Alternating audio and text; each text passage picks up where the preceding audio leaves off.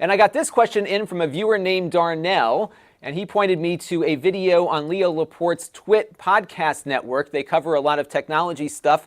Leo was on the old Tech TV on cable back in the day and started his own podcast network in 2004. I've been a listener of his on the podcast since he started it, and he's got a bunch of shows on the network, and one of them involves Macs. They call it Mac Break Weekly, and every time Apple does a big press conference, Leo brings in a lot of the folks that he has on Mac Break with him to cover the press conference live. They basically rebroadcast the conference on TWiT. They cut away from it and comment and then cut back. They kind of cover it like a breaking news event. They've been doing this for a long time. They've never had an issue before. But this year, with the recent Apple press conference that they did in October announcing the new iPad and the MacBook Air and everything, they got a copyright strike, basically a DMCA takedown on their live stream, not from Apple directly, but from a law firm that was hired by Apple to protect their IP. I don't know where it's gone since then. I think they might have to be living with this copyright strike until it goes away. But it's troubling to some degree, although it was maybe perhaps avoidable, because Apple does make it very clear on the video before it starts that this is the sole property of Apple. It's their broadcast, and they are prohibiting people from making a copy, modifying it, or rebroadcasting or re-encoding it without the prior written permission from Apple Public Relations, except as may be permitted by law. So they're carving out, to some degree, perhaps a fair use here, but the law hasn't really been tested as to what fair use means when you're covering a 90-minute long press conference. You can clearly make an argument if I was doing it as a news segment on this show, where maybe we pull out a small clip and talk about it and that's it.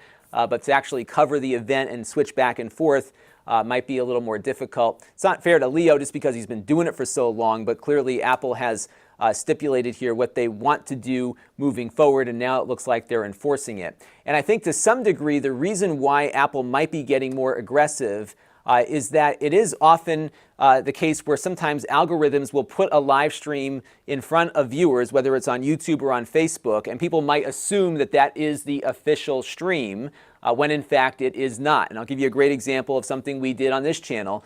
We covered the Falcon Heavy launch a few months ago, and I took SpaceX's stream and I broadcast it through my TriCaster here, live streamed it, and we did some commentary, and we had a great back and forth with the viewers and whatnot. And the YouTube algorithm was putting this video in front of people who were not following the channel. So they were coming into this, seeing the SpaceX video going, even though I think I put some of my own branding on it. They were getting confused as to whether or not I was actually with SpaceX. In fact, at one point, people had done some super chats, and I remembered somebody writing in on the chat, why are these people paying for this? I don't understand what's going on here. And clearly, I created some confusion in the marketplace with that particular stream. NASA live streams you can do this with because they are public domain, of course. They really can't control it. But it looks like Apple is maybe seeing this happening and wants to make sure that they kind of control the stream and decide who can cover it in the way that they can protect their brand here, perhaps. But the problem that you run into with this is that it creates the potential for them to pick and choose who can cover the event.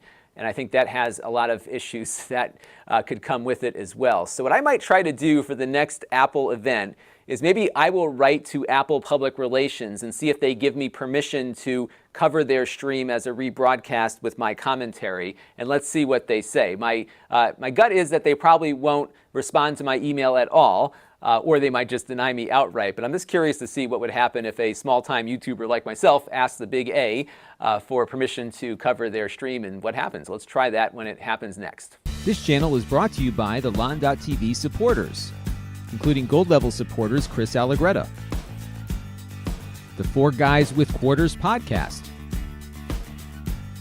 Tom Albrecht, Gerard Newberg, and Kalyan Kumar.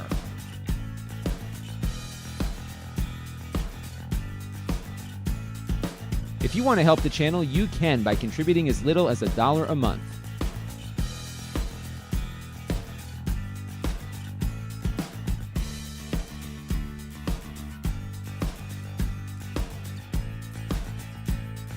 Head over to lon.tv/support to learn more.